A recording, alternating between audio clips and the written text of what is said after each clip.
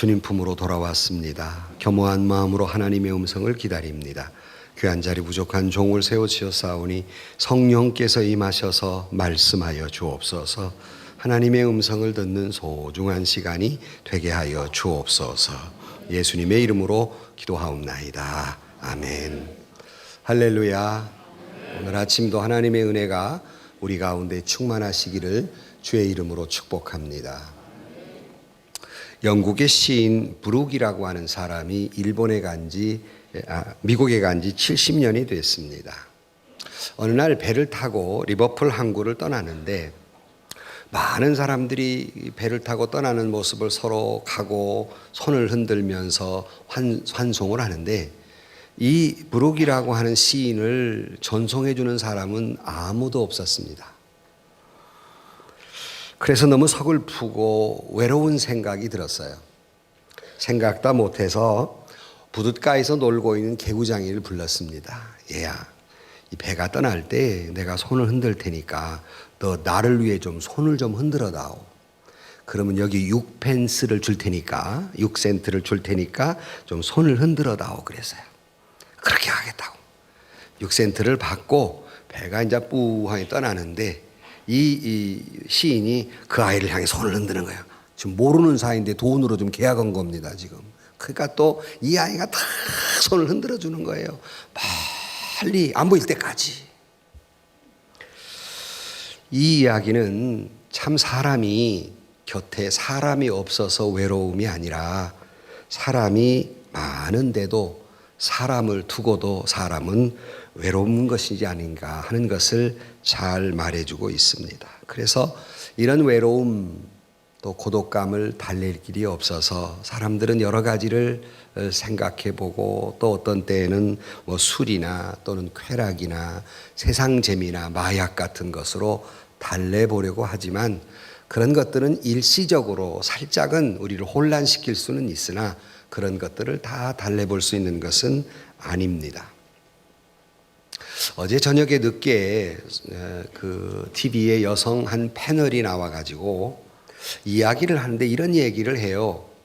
자기가 몸이 아파서 의사에게 갔답니다. 의사 선생님이 요즘은 다 이게 마스크를 쓰고 어떤 분은 모자를 썼잖아요. 이게 눈만 빼꼼히 나와 있는데 가서 앉으니까 의사 선생님이 어디가 아프세요? 하고 묻는데 그 묻는 의사 선생님 눈을 보니까 극히 자기를 보면서 어디가 아프세요? 그러더랍니다. 그 소리를 듣는 순간 너무 가슴이 쿵쾅거리고 감격스러워서 눈물이 날 지경이었답니다. 뭔 말인지를 못 알아듣네. 의사여서가 아니라 나의 이 아픔을 어디가 아프냐고 물어주는 사람이 있다는 게 감동했다는 겁니다. 여성분들은 상당히 이해하는 면이 있는데 나를 이렇게 관심 있게 누군가가 나를 이렇게 관심 있게 바라만 주어도 바라만 보아도 행복하겠다는 겁니다. 상당히 얼굴이 아주 외모가 잘생긴 영화배우가 한 소리예요. 자기 남편이 자기를 안 바라봐 준다는 겁니다. 어디가 아픈지 관심이 없다는 거예요.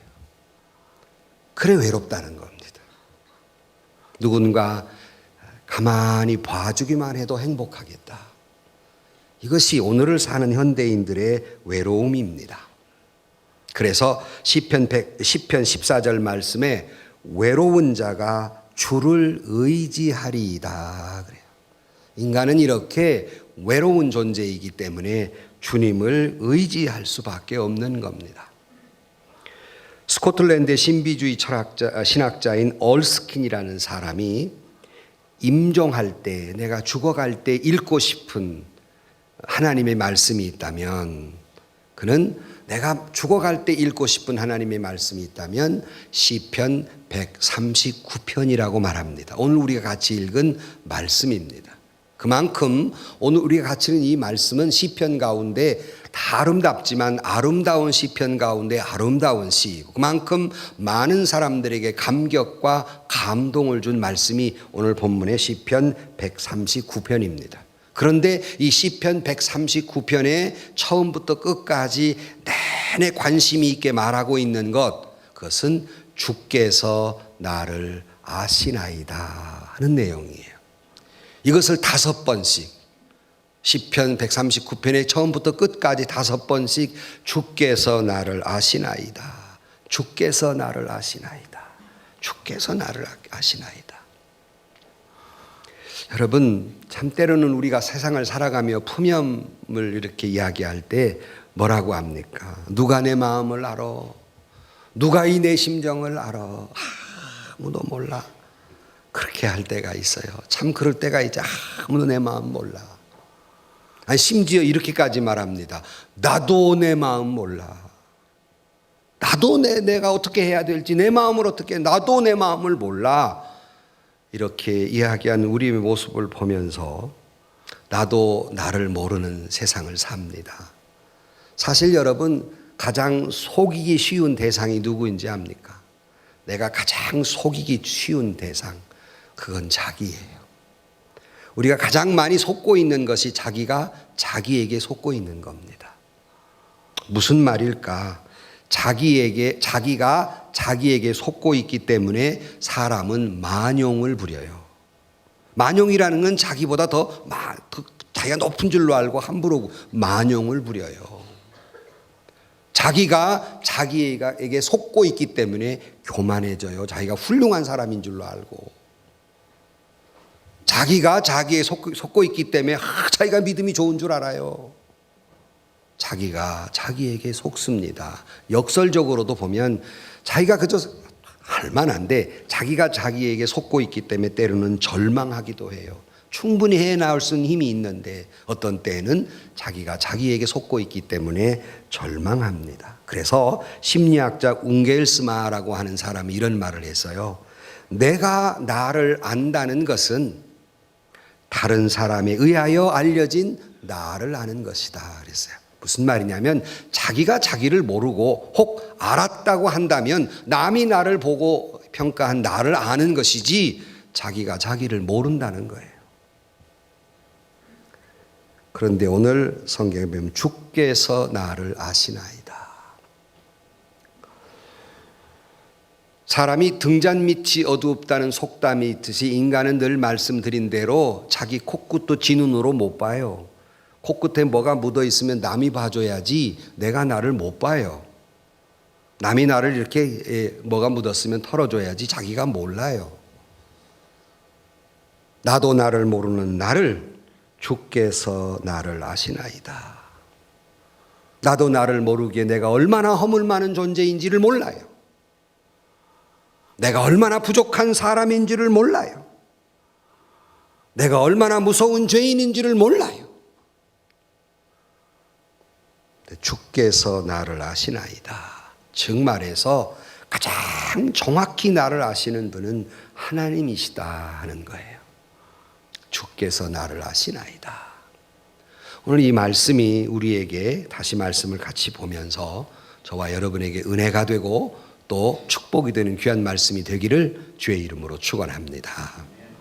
첫 번째로 주께서 나를 아시나이다. 오늘 본문 1절에 이렇게 표현하고 있습니다. 그냥 한 것이 아니라 여호와여 주께서 나를 살펴보셨으므로 아시나이다. 나를 살펴보았다. 그냥 슬쩍 본 게 아니라 깊이 보았다. 예수님이 사람을 쳐다보았다는 말씀은 이렇게 그 심령 깊이까지 깊숙이 보았단 말이에요. 나를 그냥 본 것이 아니라 깊이 보시고 주님은 나를 아신다 하는 거예요. 그래서 우리가 이 욥이라고 하는 사람도 자기가 왜 이런 일을 당해야 하는지 몰랐어요. 내가 이렇게 처절하게 자식 잃고 재산 잃고 친구 잃고 아내 잃고 왜 내가 이 고난 가운데 있어야 하는지 자기는 도무지 몰랐어요. 그러나 그의 믿음이 위대하다는 것은 그의 고백 속에는 나도 내가 가는 길을 모르지만 오직 주께서 하시나니 나를 단련하신 후에는 정금과 같이 나오리라 그랬어요. 욥에게는 이런 신앙이 있었기에 내가 왜 이런 고통 가운데 있는지, 내가 왜 이런 괴로움 가운데 나도 알 수 없지만은 그가 견딜 수 있는 힘은 주님만은 아신다는 사실이에요. 주께서 나를 알고 계시기 때문에 나는 견디기 어려운 고통 가운데 있지만 그는 신앙으로 극복할 수 있었습니다. 여러분, 오늘 또 주님이 나를 아신다는 그 고백이 여러분의 신앙의 근거가 되기를 주의 이름으로 축복합니다. 사람은 모르고 남편도 모르고 자식도 모르고 부모도 모르지만 주님만은 나를 아시나이 그랬어요. 얼만큼 아느냐? 2절로 이하해 보면 주께서 내가 앉고 일어섬을 아시고 멀리서도 나의 생각을 밝히 아시오며 나의 모든 길과 내가 눕는 것을 살펴보셨으므로 나의 모든 행위를 익히 아시오니 여호와여 내 혀의 말을 알지 못하시는 것이 하나도 없으시니이다. 내가 앉으나 서나 나의 생각도 나의 행위도 내 입에 뱉은 말도 모르시는 것이 없이 하나님은 다 아신다 그랬어요. 여러분, 하나님은 우리를 아시되 내가 이 땅에 태어나시기 전부터, 조성되기 전부터 하나님은 나의 시작과 나의 모든 삶을 아십니다. 내 운명도 내 종말도 어느 한순간 하나님이 나를 모르시는 것이 없다고 하는 것이 저와 여러분의 신앙 고백이 되기를 주의 이름으로 축원합니다. 여기서 우리가 하나님은 나를 아신다는 말에 두 종류의 사람이 생길 수 있어요. 하나는 주님이 나를 아신다는 말에 위로와 평안을 얻는 사람이 있고, 하나는 주님이 나의 모든 것을 아신다는 말에 뭔가 마음에 캥기고 부끄럽고 두려운 마음이 생기는 두 가지 종류의 사람이 있습니다.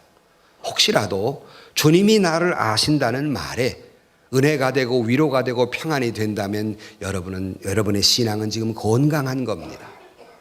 그러나 우리가 신앙생활하는 가운데 하나님이 나를 모른다고 생각하는 자체도 불신앙이지만 하나님이 나를 아신다는 말에 내가 마음에 두려움이 있고 평안이 사라지고 내 마음에 무엇이 걸림돌이 있다면 여러분의 신앙은 한 번쯤 점검해 보아야 합니다.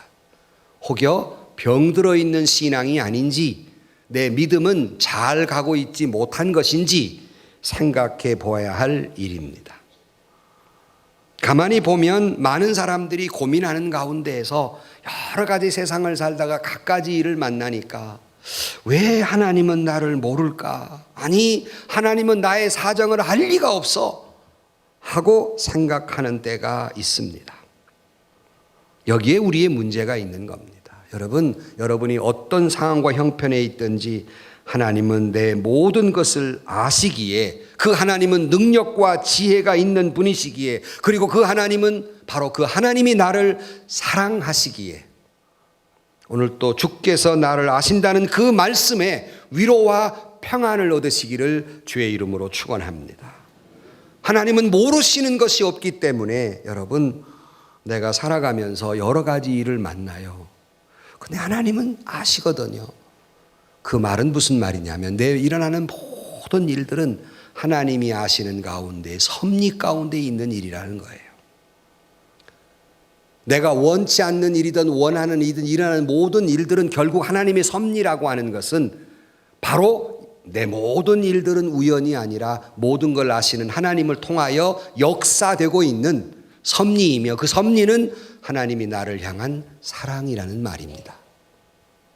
잘 되는 일만이 사랑이 아니라 내가 병들었어요. 하나님이 나를 모르실 리가 없습니다. 그러나 내가 병들었어요. 그렇다면 그것은 하나님의 사랑이에요. 내가 실패했어요. 하나님이 나를 모르실 리가 없어요. 그런 내가 실패했어요. 그렇다면 그것은 하나님이 나를 사랑하는 거예요. 섭리 가운데 있는 것이기 때문에. 때로는 내가 좌절되는 일을 당해요. 내 아픔을 하나님이 모르실 리가 없어요. 그런데 내가 그런 일을 당한다면 그것은 분명히 하나님 섭리 가운데 있는 사랑이심을 믿고 그것을 깨닫기를 주의 이름으로 간절히 축원합니다. 그러니까 모든 것이 사랑이다. 우연은 없다. 적어도 믿는 이에게 일어나는 모든 일들은 돌발 사고는 없어요. 다 이유가 있는 일이에요. 우리 주변에 일어나서는 안 될 일들이 벌어지기도 해요. 정치나 경제나 문화나 이런 일들이 때로는 벌어져요. 그러나 그것은 우리가 볼 때 일어나서는 안 될 일이지만 온 우주 만물을 통치하시는 하나님, 이 모든 것을 아시는 하나님이 계시는데 일어났다면 그것은 우연이 아닙니다. 일어나서는 안 될 일이 아니라 일어나야만 하는 일이었다는 사실입니다. 이것이 깊이 있는 신앙인의 모습이에요. 오프라 윈프리라고 하는 여성, 한때는 미국의 전 세계 가장 영향력이 가장 높은 사람 1위에 있었던 방송인이지요. 그러니까 흑인 여성으로서 지금도 미국 사회에 많은 영향을 끼치는 여성인데, 그가 쓴 이것이 이 사명이다 하는 책이 있어요. 며칠 전에도 우리 교회 집사님이 오고 말하면서 상처도 사명입니다. 이 오프라 윈프리의 말을 인용해서 같이 이야기를 나눴는데, 그는 5가지 사명을 이것이 사명이다는 책에서 이야기하고 있습니다. 잘 들어보세요. 첫째로, 남들보다 더 가진 것이 있다면 그것은 복이 아니라 사명이다. 두 번째, 남들보다 더 아픈 상처가 있다면 그것은 고통이 아니라 사명이다. 셋째로, 남들보다 더 설레이는 꿈이 있다면 그것은 망상이 아니라 사명이다. 네 번째로, 남들보다 더 부담스러운 일이 있다면 그것은 강요가 아니라 사명이다. 참 깊이 있는 말이라고 생각합니다. 뭘 더 많이 가졌습니까? 복이다가 아니라 그건 사명이에요. 남들보다 무슨 상처가 있으십니까? 바로 그것이 여러분의 고통이 아니라 그 상처를 통해서 여러분에게 주시고자 하는 사명이 있다는 겁니다. 남들보다 더 꿈 같은 설레이는 꿈이 있다면 그것은 망상이 아니라 하나님이 여러분에게 준 비전이에요. 사명이에요. 남들보다 다 부담스러운 일, 목사님 나 부담스럽습니다. 이것은 강요가 아니라 그것은 사명이에요. 여러분, 왜 그러냐면 이 모든 것 위에는 하나님이 계시기 때문입니다. 이 모든 것 위에는 하나님이 알고 계시기 때문입니다. 하나님이 우리를 이 땅에 보내신 것은 당신의 계획과 설계와 목적에 따라서 우리를 디자인하셔서, 우리는 그냥 무계획하게 그냥 덜썩 태어난 존재가 아니라 하나님이 세밀한 계획 속에 태어난 존재예요. 한때는 저도 청년 시절, 고등학교 시절에 여러 책을 보면서 소위 이런 말해서 좀 미안합니다만 소위 옛날에 우리끼리 그런 말 했어요. 개똥 철학한다고. 그럴 때 내가 인생이 너무 허무했어요. 그런 책들을 보니까 인생이란 연극 무대에 있는 연극 배우와 같다. 이렇게 허무한 얘기를 하고, 인생은 다 그냥 던져진, 의미 없이 던진 돌멩이와 같은 존재다. 이런 거를 탐독을 해가지고, 인생이 뭔가 이렇게 그냥 던져진 존재인가? 우리 어머니가 아버지가 어쩌다가 우연히 만나가지고 어떻게 하고 내가 태어나가지고 이게 이런 허무한 존재가 어디 있을까? 그때 제가 교회를 다니고 있을 때예요. 기독 청년 때예요. 사명을 깨닫지 못할 때. 그러나 결코 인간은 그런 존재가 아닙니다. 우연히 던져진 존재가 아니라 하나님의 철저한, 그 성경에 보면 너무나도 그것이 위대해서 이렇게 표현합니다. 옛날 번역에 신묘막측하여 그랬어요. 얼마나 신비한지. 여러분 한 사람 한 사람에게 하나님의 섭리가 신묘막측하여 다 하시는 하나님이기에 우리를 완전하게 디자인하셔서 오늘 또 그 하나님의 디자인에 따라 우리를 섭리하고 계신다 하는 말이에요.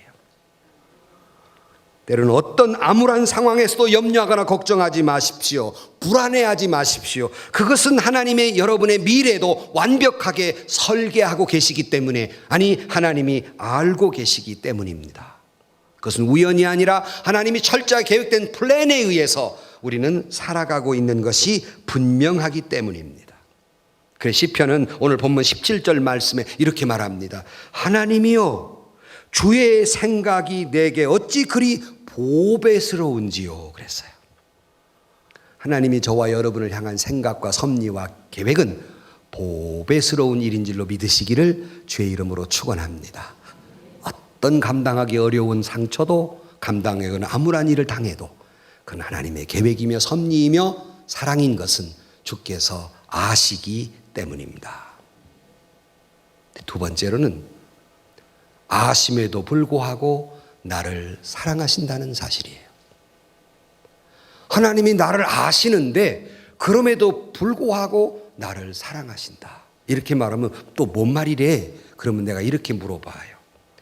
여러분, 다른 사람들이 여러분을 속속들이 다 알면 여러분은 사랑받을 만한 존재입니까? 사랑받을 수 없는 존재입니까? 에? 이렇게 뻔뻔하게 나를 쳐다보지 마세요. 이렇게.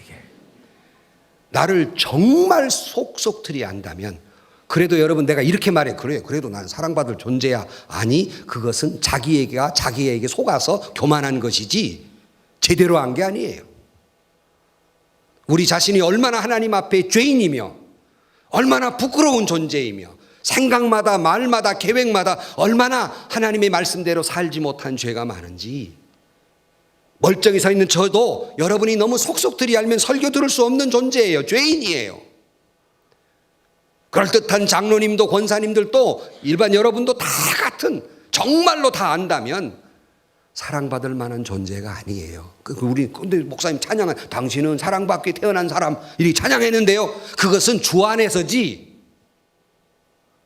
하나님 안에서지 그냥 우리 개인을 다 낱낱이 드러낸다면 사랑받을 만한 존재가 아니에요.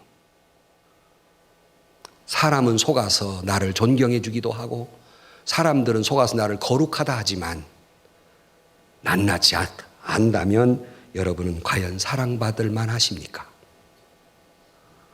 그런데 하나님이 나의 모든 걸 아심에도 나를 사랑하신다 하는 거예요. 그래서 그럼에도 불구하고 사랑하신다는 말이에요. 아까 읽어드린 말씀 3절로 4절 다시 보면 나의 모든 길과 내가 눕는 것을 살펴보셨으므로 나의 모든 행위를 익히 아시오니 여호와여 내 혀의 말을 알지 못하시는 것이 하나도 없으시니이다. 그랬어요. 다 알아요. 다 알고도 사랑하세요. 그래, 우리가 결혼할 때도 그러잖아요. 여러분 제정신으로 결혼하셨습니까? 아마 제정신으로는 결혼 못했을 거예요. 약간 흥청망청해갖고 결혼했을 거예요. 저도요, 교회에서 우리 아내를 만났는데요, 이 세상에 그렇게 이쁜 여자가 없더라고. 그 결혼하고 보니까 딴 여자도 이쁜 여자가 많네. 약간 이게 왔다 갔다 해야 이게. 그래서 우리가 청년 시절, 요즘은 그런 건 안 하지만 청년 시절에 그 웨딩 마치를 이렇게 노래 부릅니다. 이렇게 속았구나 속았구나 이렇게. 다 제대로 알고는 시집장가 못 가요. 그래서 나이든 우리 처녀들이나 총각들이 결혼을 못하는 것이 이제 정신 차렸거든. 이제 그 열정이 다 없어지고 정신만 똑바로 차니까 가슴이 뛰질 않는 거예요. 아니까 인간을. 여러분 남편이 여러분 아내나 다 알고 결혼하셨습니까?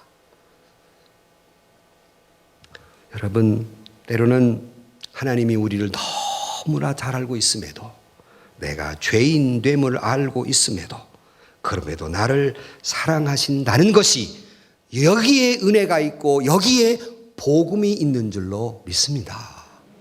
그러기에 은혜란 말이에요. 내가 사랑받을 만한 존재 사랑한다면 그건 은혜가 아니에요. 그러나 내가 사랑받을 만한 존재가 아님에도 불구하고 하나님은 나를 너무 잘 아는데도 사랑하신다고 하시니 그것이 은혜이며 바로 그 사실이 우리에게는 굿뉴스, 복음이라는 말입니다. 얼마나 잘하시느냐. 시편 139편 13절 이런 표현이 있어요. 주께서 내 내장을 지으시며 나의 모태에서 나를 만드셨나이다 그랬어요. 그 표현을 시편 103편 14절 말씀에는 이는 저가 우리의 체질을 아시며 우리가 진토임을 기억하심이로이다. 제가 치우기도 할 때 우리의 진토임을 아시는 하나님, 이 말은 바로 이 시편 103편을 근거로 한 기도예요. 우리의 체질을 아시고 우리가 얼마나 깨지기 쉬운 진토임을 아시는 하나님, 우리는 진토란 말은 흙덩이에 불과하단 말이에요. 보잘것없는 존재란 말이에요. 그럼에도 불구하고 우리를 사랑하신다. 그리고 찬양하잖아요. 나를 지으신 이도 하나님, 나를 보내신 이도 하나님. 나의 모든 걸, 나의 권고도 아시고, 나의 질병도 아시고, 나의 고통도 아시고, 나의 죄도 아시고, 나의 앉고 일어섬과 생각과 말과 나의 행동과 모든 것을 아시는 하나님, 주님 앞에 나서기 부끄러운 존재인데 그럼에도 불구하고 사랑하시는 하나님. 사람은 나에게 털끝만한 약점이 있어도 나에게 외면해버리지만 하나님은 그럼에도 불구하고 나를 사랑하시는 그 하나님, 그러기 은혜란 말입니다. 그래서 그럼에도 불구하고 나를 아시는 하나님께서 사랑하신다는 말이에요. 이 사랑을 성경에는 한 이야기로서 우리에게 말씀하는데 그것이 바로 호세아서예요. 다 아시는 대로 호세아는 제사장입니다. 갑자기 하나님께 너 결혼해라. 누구랑요? 그랬더니 그냥 일반 처녀도 아니고 몸을 파는 장녀 고멜이라는 여자와 결혼해라. 여러분 같으면 순종하겠습니까? 죽어도 못하지. 근데 순종을 했어요. 그러면 고멜이 몸 파는 여자가 제사장에 시집 왔으면 다소곳이 살아야 하는데 결혼해가지고 자꾸 다른 남자 품으로 가는 거예요. 애 하나 낳고 또 쫓아가고 자보하면 또 애 하나 낳고 또 쫓아가고. 호세아가 지쳤습니다. 하나님, 이만큼 했으면 되지 않습니까? 뭘 더 어떻게 어쩌란 말입니까? 이제는 여기까지가 내 사명인 것 같습니다. 그때 하나님이 뭐라고 말씀하세요? 나도 안다. 그 여자가 그런 줄 내가 다 안다. 하나님께서 말씀하시기를 그래도 그 여자를 사랑하라. 이 말을 우리나라 영화 제목으로 미워도 다시 한번. 그래도 그 여자를 사랑하라. 안다. 그 여자가 죄인인 줄 안다. 몸 파는 여인 줄 안다. 아직도 그 벌은 못 버린 줄 안다. 그래도 그 여인을 사랑하라는 말씀은 이 호세아의 이야기가 아니라 하나님이 말씀하시고자 하는 것은 내가 너희들을 그런 존재인 줄 안다. 고멜 같은 죄인 줄 안다. 그래도 나는 너를 사랑한다는 말이 호세아 이야기를 통해 우리에게 말씀하시는 겁니다. 때로 우리가 우리 자신을 바라보면 고멜보다 못한 존재인데 그래도 그 여자를 사랑하라는 하나님의 그 사랑이 오늘 또 저와 여러분을 사랑하시는 줄로 믿습니다. 그래서 하나님이 우리를 아시고도 사랑하신다. 내가 얼마나 죄인됨을 아시모도 얼마나 부족한 존재임을 아시면 사랑하신다. 그 이야기 신약으로 오면 예수님께서 이런 이야기를 합니다. 탕자의 얘기를 합니다. 탕자가 아버지가 죽지도 않은 재산 빨리 달라고 가서 다 망쳐버렸어요. 아버지는 다 알아요. 망치고 돌아올 걸 다 알아요. 그래도 자식이 오기를 이제나 저제나 동구 밖을 바라보고 있었어요. 비틀거려 돌아온 아들을 제일 먼저 발견한 것은 아버지예요. 형도 아니고 어머니도 아니고 아버지예요. 이 말은 무슨 말입니까? 그렇게 아비의 마음을 고통스럽게 만들고 갔던 그 아들, 모든 걸 알아도 그의 실패에도 불구하고 넓은 가슴으로 그를 보듬어 주었던 하나님의 사랑, 이것이 아버지로 표현되고 있습니다. 때로는 우리가 실패하고 돌아와도, 하나님을 때로는 어떤 때는 배신하고 돌아와도 그래도 나를 사랑하시는 하나님, 내가 너를 사랑한다는 말이 예수님의 탕자의 비유 속에 있는 것이 옳시다. 그렇게 사랑하시기에 내가 본의 아니게 아니면 때로는 잘못된 생각으로 죄에 빠졌다 할지라도 나를 버리지 아니하시고 여전히 사랑하신다는 말, 이것이 주께서 나를 아신다는 말 속에 있는 은혜요, 복음의 메시지입니다.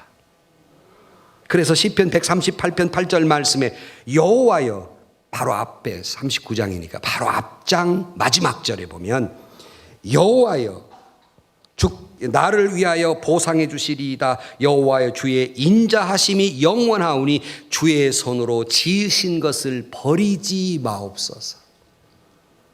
내가 이렇게 부족하고 모자라도 하나님의 손으로 지은 존재 아닙니까? 그러므로 나를 버리지 마옵소서. 여러분, 하나님은 저와 여러분을 버리지 아니하시는 줄로 믿습니다. 때로는 인생을 살다 보면 어두움에 빠지기도 하고, 어떤 때는 인생을 살다 보면 본의 아니게 넘어지기도 하고 자빠지기도 하고, 그렇게 때로는 주님 앞에 부끄럽지만 그래도 내 손목을 부여잡아 주시고 다시 일으켜 주시는 하나님의 사랑이 있고, 그 사랑은 나를 하나님의 계획된 플랜대로 완성시키기 위해서 나를 붙들어 주신 그 사랑이 있기에, 그럼에도 불구하고 사랑하신다는 말이 주께서 나를 아신다는 말 속에 포함되어 있다는 말입니다. 사랑하는 성도 여러분, 하나님은 우리가 넘어지지 아니하고 바른 길을 갈 때도 그럴 수 없이 사랑하지만, 그러나 우리가 넘어졌다 가도 다시 일어설 때 하나님은 더욱 사랑하시는 줄로 믿습니다. 자식을 키워보면 잘되는 놈도 있고 조금 못한 놈도 있어요. 그러나 잘된 자식은 잘된 자식대로 사랑스럽고, 조금 부족하면 부족한 대로 사랑스러운 것이지, 아니 어떻게 보면 병들고 연약하고 부족한 자식에게 더 눈길이 가고 더 손길이 가는 게 부모의 사랑이거늘, 하물며 하나님께서 우리가 때로는 넘어지고 자빠져도 그때마다 포기하지 않고 일어나실 때 더욱 저와 여러분을 사랑하시는 줄로 믿습니다. 출애굽기 3장 7절 말씀에 여호와께서 가라사대 내가 애굽에 있는 내 백성의 고통을 정령이 보고 그들이 그 간역자로 인하여 부르짖음을 듣고 그 우고를 알고 그랬어요. 그러므로 우리 모든 고통을 알고 그의 괴로움을 알고, 그러니 오늘 일어나는 모든 일들은 나의 부족을 알고도 사랑하시는 그 사랑이라는 말이에요. 이것을 누가 깨달았냐면 바울이 깨달아요. 바울이 육체에 가시를 두었습니다. 걸어다니는 종합병원, 안질이 있고 키는 작고 못생기고 여러 가지 걸어다니는 종합병원. 바울이 너무 힘드니까, 하나님, 내가 이렇게 주님의 사도라고 그래가지고 남들에게 설교도 하고 또 이렇게 안수해서 병도 낫는데 내가 내 병을 못 나으니 이 어떤 일입니까? 이해할 수가 없어요. 도대체 내게 이런 일이라는 게 이해할 수 없어요. 그러고 기도했더니 하나님이 뭐라고 말씀하세요? 내 은혜가 내게 족하도다. 네가 그것마저 없으면 얼마나 교만하겠냐. 설교도 잘하지, 영적 경험도 풍부하지, 학력이 높지, 신분은 범상치 않지, 이것마저 없으면 네가 어쩔 뻔 알았느냐. 네 은혜가 내게 족하도다 그랬어요. 그러고 보니까 사도 바울이 깨닫는 것이, 육체의 가시, 나의 질병도 하나님의 사랑이었고 은혜였구나, 하나님이 나를 이끌어가는 섭리였구나 하는 걸 깨달아요. 오늘 또 여러분, 내게 왜 이런 질병이 왔는지, 내게 왜 이런 자식이 있는지, 내게 이런 고통이 왜 왔는지 나는 이유를 알 수 없다 하더라도 바울이 깨달은 것처럼, 이 모든 것도 하나님이 몰라서, 나를 이해하지 못해서 나를 공연히 괴롭히기 위해 시련을 주신 것이 아니라, 나의 모든 것을 아시기에 당할 수 없는 시련을 주신 것이 아니라, 하나님은 언제나 저와 여러분이 감당할 만한 시련을 주신 줄로 믿습니다. 나를 죽으라고 시련 두지 않아요. 나를 살리시기 위한 시련을 주시는 것이죠. 그러니 조금 전에 말씀드린 대로, 질병도 사랑이었구나, 고통도 사랑이었구나, 실패도 사랑이었구나, 그걸 알게 되는 거예요. 정말 괴롭지요, 당할 때는. 지나가면 모든 것이, 그래서 상처도 사명이라는 말이에요. 그 상처를 통해 내가 사명을 깨달아가요. 시편 139편 11절로 12절 말씀은, 내가 혹시 말하기를 흑암이 반드시 나를 덮고 나를 두른 빛은 밤이 되리라 할지라도 주에게서는 흑암이 숨기지 못하며 밤이 낮과 같이 비추이나니 주에게는 흑암과 빛이 같음이니이다 그랬어요. 혹시라도 흑암 같은 고통이 밀려오고 짓누르는 분들이 계십니까? 어쩔 수 없게 고통의 신음이 흘러나오십니까? 그것은 결코 하나님이 여러분을 모르고 계신 것도 아니며 하나님이 여러분을 떠난 것도 아니고, 하나님의 섭리의 과정이며, 하나님은 여러분의 과거도 아시고 현재도 아시고 미래도 아시기에 그 고통 속에서 하나님은 여러분의 아픔과 함께 나누시면서 여러분을 이끌어 가시며 섭리하시는 줄로 믿습니다. 하나님이 주께서 나를 아시나이다. 나의 죄인됨을 아시고 나의 부족함을 아시고 내가 진토임을 아심에도 불구하고 나를 사랑하신 그 하나님, 거기에 은혜와 복음의 소리로 들으시기를 주의 이름으로 축원합니다. 그러기에 세 번째로 오늘 시편 기자는 감사할 수밖에 없어요. 모든 걸 감사할 수밖에 없습니다. 그래서 9절로 10절에 보면 내가 새벽 날개를 치며 바다 끝에 가서 거주할지라도 거기서도 주의 손이 나를 인도하며 주의 오른손이 나를 붙드시리이다. 그리고 밑에 14절에 내가 주께 감사하옴은 나를 지으심이 심히 기묘하심이라 주께서 하시는 일이 기함을 내 영혼이 잘 아시나이다 그랬어요. 지나놓고 보니 하나님이 나를 여기까지 인도하신 거 보니까 얼마나 은혜인지, 당할 때는 괴로워도 지나놓고 보니까 그거 다 이유 있는 일이어서요. 그러니 그는 감사할 수밖에 없었습니다. 나를 잘 아시는 하나님이시기에. 그래서 아까 말씀드린 대로 신묘막측하다 그래서 옛날 번역에는. 근데 이걸 믿지 못하고 내가 왜 일을 당해야 하는지, 하나님이 왜 나를 이 땅에 보내어서 내가 이렇게 괴롭게 하는지 불평과 원망하는 사람은 신묘막측이 아니라 신묘망측해갖고 내가 왜 일을 당하는 건지 모르겠다고 원망하고 불평합니다. 그러나 이걸 깨달은 시편 기자는 하나님 앞에 감사할 수밖에 없어요. 여러분, 이 세상에 똑같은 사람은 하나도 없습니다. 다 각기 여러분에게 주신 다 은혜가 있고 또 사명이 있고 축복이 있어요. 그러니 각 개인에게 필요한 여러 가지 일들이 있고, 그래서 우리는 하나님의 유니크한 하나님의 걸작품들이에요. 그래서 에베소 2장 8절 말씀에 너희는 그 은혜에 의하여 믿음으로 말미암아 구원을 받았으니 이것은 너희에게서 난 것이 아니라 하나님의 선물이라. 10절에 우리는 그가 만드신 바라 그랬어요. 그래서 하나님이 만들어 가시는 거예요. 빚어 가시는 거예요. 지금도 여러분을 빚어 가시는 거예요. 저는 목회를 하면서 절절히 느낍니다. 그때마다 힘들고 괴로워도 이걸 통해 나를 깨닫게 하세요. 이걸 통해 더 기독해 하세요. 이걸 통해 더 겸손하게 만드세요. 이걸 통해 더 하나님만을 의지하게 만드세요. 하나님의 작품이에요.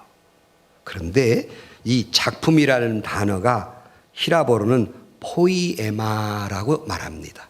포이에마. 여기 말에서 파생된 말이 영어로 포임이에요. 포임이 뭐죠? 시입니다. 이 말을 다시 축약해서 말씀을 드리면 여러분은 그냥 작품이 아니라 하나님이 여러분의 걸작품인데 하나님이 여러분을 이 세상에 시와 같이 보내셨다는 거예요. 여러분은 다 하나님의 한편의 시들이에요. 시도 이해도 못하는데 시라고 그러니까 뭔 말인지. 아름다운 말이에요. 좌우지간에 아름다운 말. 여러분은 하나님이 세상에 보낸 한편의 시들이에요. 그렇게 사시기를 주의 이름으로 축원합니다. 하나님의 많은 생각과 하나님의 깊은 고뇌 속에 나온 거예요. 깜냥의 시도 좀 써봤다는 사람이지만 그 대목에 들어가야 할 단어가 생각이 안 나서 몇 날 며칠을 고민하고, 어떤 시인은 그 단어가 딱 생각나니까 자기가 벌거벗은지도 모르고 길거리에 뛰어나갔다는 거 아닙니까? 그처럼 시인은 그 시를 쓸 때 단어 하나에 고민을 합니다. 이 말은 하나님이 여러분을 이 세상에 한 편의 시로 보냈다는 것은 그냥 대충 해서 보낸 것이 아니라 고뇌하시면서 우리를 당신의 작품으로 이렇게 보내신 거예요. 그러므로 우리 주변에 일어나는 일은 모든 것이 우연이 아니라 기적이에요. 여러분, 지금 이 시간 숨 쉬는 것이 일상적인 거지만 여러분 중환자실에 가보면 이 숨 쉬는 것이 얼마나 기적인지, 날마다 기적 속에 사시기를 주의 이름으로 축원합니다. 이걸 모르니까 은혜를 모르는 거예요. 숨 쉬는 그냥 숨 쉬는 거지 그러지만 한 모금의 숨도 얼마나 은혜인지. 의사들에게 물어보세요. 사람이 왜 죽냐고 그러면 뭐 아파서. 아니에요. 숨 못 쉬어서 죽어요. 결국 숨 떨어지면 죽었다 그러잖아요. 한 모금의 숨도 얼마나 은혜인지 이걸 사람들이 몰라요. 우리 모두는 한편의 시이고 하나님의 걸작품들인데. 자, 그런지 아닌지 옆 사람 한번 보세요. 보세요. 괜찮아요? 보세요. 어떻게 이상하게 생겼냐 이러고 봐요. 여러분, 사람을 볼 때마다 하나님이 보내신 한편의 시. 나만 감동하는가? 여러분 다 한편의 하나님 보낸 시들이에요. 아름답게 살아가야 할 한편의 시들이에요. 얼마나 소중한 존재인지. 여러분, 하나님의 숨결이 여러분에게 다 담겨져 있어요. 창세기에 보세요. 하나님이 흙으로 사람을 지으시고 그 숨을 인간에게 불어넣으셨어요. 그러므로 여러분의 영혼 속에는 하나님의 숨결이 담겨 있어요. 또 하나님이 사람을 누구 형상대로? 하나님의 형상대로. 그러므로 여러분의 모든 모습 속에는 하나님의 형상이 담겨져 있어요.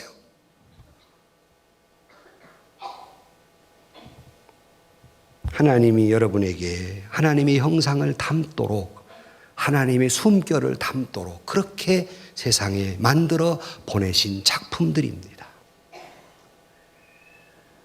오래전에 이건 실화라고 합니다. 어떤 미국인이 프랑스에 여행을 갔는데 프랑스에 이렇게 우리 뭐 가끔 이렇게 좌판 장처럼 쓰듯이 가니까 시골에 장이 섰더래요. 그래서 거기서 뭐 앤틱한 것들, 옛날 것들 이렇게 고르는데 뭐 반지 하나 있어서 아주 싼 헐값에 반지를 하나 샀대요. 그리고 미국으로 돌아오는데 세관이 세금을 물리는데 자기가 생각보다 상당히 고가로 세금을 물리는 거예요. 그래서 항의를 했을 거 아니에요. 이건 뭐 가서 저 좌판에 가서 싼 가격에 샀는데 뭐 이렇게 고가의 세금을 물립니까? 그랬더니 선생님, 내가 보니까 이거는 선생님이 생각한 것보다 훨씬 더 고가의 반지입니다. 그랬어요. 불평하고 이해 못하지만 돈을 내고는 나와서 당장에 쫓아간 것이 보석감정사한테 가서 도대체 이게 뭔데 이렇게 비쌉니까? 그랬더니 보석감 처음에 이게 뭐 별거 아닌데 왜 이렇게 이것을 비싸다고 할까 하고 살펴보다가 그 반지의 뒤를 딱 보니까 그 속 알맹이 보니까 거기에 깜짝 놀랄 만한 일이 있었어요. 거기에 다음과 같은 사인이 들어 있었습니다. 조세핀에게 보나파르트 나폴레옹. 이제 놀래죠, 이제. 이게 세계를 지배한 나폴레옹이 자기 사랑하는 여인에게 보낸 반지예요. 거기에 숨겨진 사인이 있었습니다. 여러분은 하나님이 여러분에게 보내신 사인을 해서 보내신 소중한 존재이고 보석의 존재임을 믿으시기를 주의 이름으로 축원합니다. 아까 말씀드린 그 여성 패널이 이야기를 하다 또 이런 얘기를 해요. 자기가 동남아에 여행을 갔더니 보트를 탔는데 보트를 타면 거기에 그 젊은 아이들이 이렇게 손을 잡아주면서 이렇게 태워줘요. 그런데 태워주면서 이 소년, 좀 청년이 그 여성에게 물 튀니까 조심하세요. 그러고 태워주더래요. 근데 그 말에 막 가슴이 뛰면서 그 남자를 보니까 잘생겼더래. 이 남자하고 도망갈까 이렇게 생각되더래요. 왜냐? 내 남편은 한 번도 이런 이야기를 안 해줬는데 내가 이제 살다 보니까 아무도 나를 보호해 주려는 생각도 그 부드러운 말 한마디도 해주지 않는데 나를 이렇게 소중하게 여겨준다는 것에 그냥 그 청년하고 도망가 버릴까? 이렇게 생각됐대요. 무서운 일이에요. 남자들 조심해야 될 일이에요, 이게 지금. 그랬는데 반전은 여기 있습니다. 보트를 타고 가서 내리는데 안녕히 가세요하고 씩 웃는 그 청년이 이가 하나도 없더래. 그래서 실망하고 돌아왔답니다. 여러분, 때로는 살다 보면 나를 좀 소중히 여겨줬으면 좋겠는데 아무도 소중히 여길 줄 아나요? 여성 여러분, 푸념처럼 내가 부엌댁인가 지하인인가 내가 노예인가 아무도 소중히 여기지 않아요. 나도 때로는 집안의 가장이지만 아무도 소중히 여기주지 않아요. 이번 행사하는데 저들은 다 고기 먹고 나는 김밥 한 줄 줬어요. 그것도 감사하지만 아무도 여러분, 남성 여러분도 그렇잖아요. 과거에는 대주라고 그래가 따로 대접하느라고 막 밥도 따로 해줬는데 맛있는 거 있어서 남편이 그거 내가 먹게 그랬더니 놔둬! 아들 먹게. 그러고 못 먹게 하잖아요, 이제. 아무도 나를 소중히 여겨주지 않아요. 그런데 하나님이 저와 여러분을 그렇게 소중히 여기신다는 사실을 믿기에 주님 앞에 감사하기를 주의 이름으로 축원합니다. 그러게 시편 기자는 하나님 앞에 감사하고 찬양하고 나에게 삶의 기회를 주시고 나를 인도해 주신 그 하나님을 찬양하고 있는 것이 오늘 시편 139편입니다. 그러므로 주께서 나를 아시나이다 그 말씀에 감격하며 사시기를 주의 이름으로 축원합니다. 결론으로 말씀을 드립니다. 그런데 이 시편 기자가 맨 마지막, 길어서 다 읽진 않았습니다만은 결론 부분에 뭐라고 말해요? 23절 말씀에 하나님이여 나를 살피시사 내 마음을 아시며 나를 시험하사 내 뜻을 아옵소서. 내게 무슨 악한 행위가 있나 보시고 나를 영원한 길로 인도하소서 그랬어요. 자, 하나님이 나를 아신다는 말에 위로가 되고, 하나님이 그럼에도 불구하고 나를 아신다는 말에 은혜와 복음의 소리를 들어서 감사한 사람은 그 다음 행위가 있어요. 자기의 미래를 맡기는 거예요. 나를 영원한 길로 인도하소서. 내가 악한 사람임을 알고 계시지만 나를 영원한 길로 인도하소서라고 기도하고 있습니다. 사랑하는 성도 여러분, 때로는 살다 보면 여러 일을 만날 때 우리가 이걸 알아요. 다 이제 들었기 때문에 알아요. 내 아픔도 내 질병도 내 실패도 그게 하나님의 사랑이었구나 알아요. 근데 어떤 때는 이런 생각이 솔곳이 들어요. 하나님 꼭 이래야 되시겠습니까? 나를 인도하시는데 꼭 이 아픔이 하나님의 사랑임을 알지만 꼭 이렇게 내가 괴로워야만 하겠습니까? 하는 마음의 부담이 있어요. 정말 이러시기입니까 하나님? 하나님을 믿고 의지하지만 내가 너무 아픕니다. 꼭 이 과정을 겪어야만 하겠습니까? 안 겪고는 달리 길이 없습니까? 이게 누가 안주합니까? 예수님이 하셨어요. 뭐라고? 겟세마네 동산에서 이 잔을 내게서 옮기시옵소서. 이래야만 하시겠습니까? 저도 그런 마음이 들 때가 있어요. 나를 만져가시고 만들어 가시는 걸 이해하겠는데 꼭 이 아픔이 필요합니까? 그러다 할지라도 조용히 다시 돌아와 말씀과 찬양 속에 묵상하시면서 내일 일은 모르고 다 사람도 모르지만 주님은 아시오매 이 아픔이 필요하시다면 나를 영원의 길로 인도하시고 나는 주님의 말씀에 영원히 그 길을 따르겠습니다 고백하며 조용히 감사하며 주님이 가라한 그 길을 걸어가는 저와 여러분들이 되시기를 주의 이름으로 간절히 축원합니다. 세상에서 시달린 친구들아 위로의 주님 바라보아라. 눈을 들어 주를 보라.